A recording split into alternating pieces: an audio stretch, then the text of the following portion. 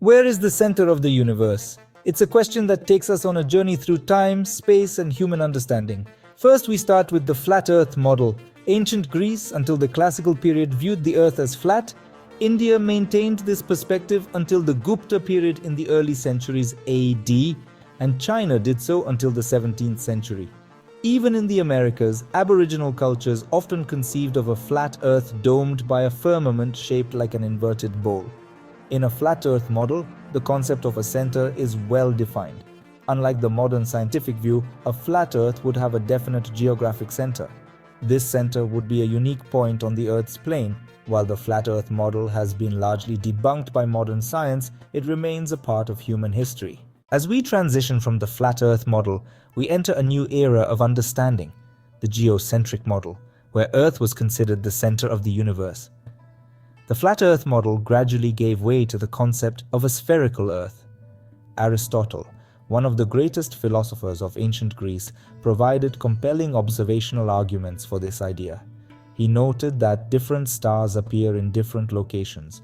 Travelers heading south see southern constellations rise higher above the horizon, and the shadow of Earth on the moon during a lunar eclipse is round.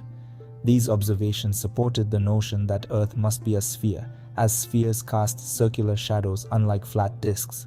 With the acceptance of a spherical Earth came sophisticated models of the universe. These models depicted the sun, moon, stars, and the naked eye planets orbiting the spherical Earth. Aristotle's model, detailed in his work on physics from the 4th century BC until the 17th century AD, the geocentric model dominated our understanding of the universe. Now we arrive at the Sun as the center of the universe, also known as the heliocentric model. The heliocentric model, derived from the Greek words helios for sun and kentron for center, posits that Earth and the planets revolve around a relatively stationary sun at the center of the solar system. While the idea was proposed as early as the 3rd century BC by Aristarchus of Samos, it wasn't until the 16th century that it gained significant traction.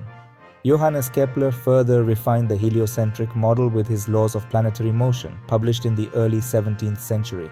In 1610, Galileo Galilei's telescopic observations of Jupiter's moons provided compelling evidence for the heliocentric model.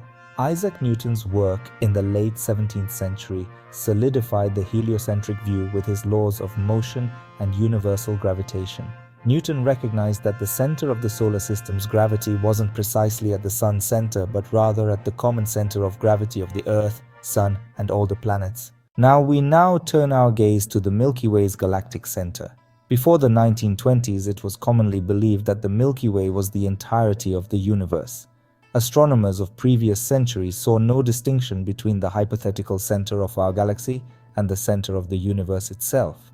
In 1750, Thomas Wright, in his work An Original Theory or New Hypothesis of the Universe, speculated that the Milky Way might be a massive collection of stars held together by gravitational forces rotating around a galactic center. Wright's theory suggested that the disk of stars we see as the Milky Way is, in fact, the edge-on view of this galactic structure. Immanuel Kant further elaborated on Wright's hypothesis in 1755, suggesting that our galaxy was just one of many island universes.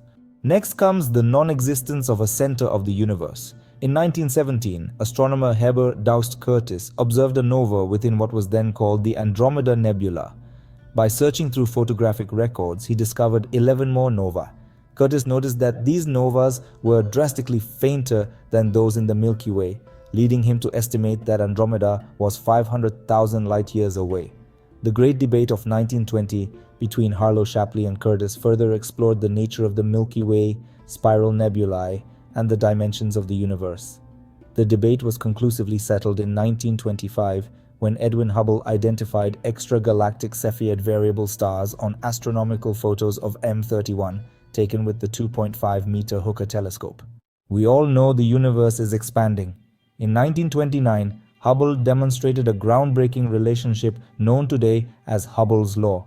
He observed that the redshift of distant galaxies is approximately proportional to their distance from Earth. This means that galaxies farther away from us are moving away faster than those that are closer.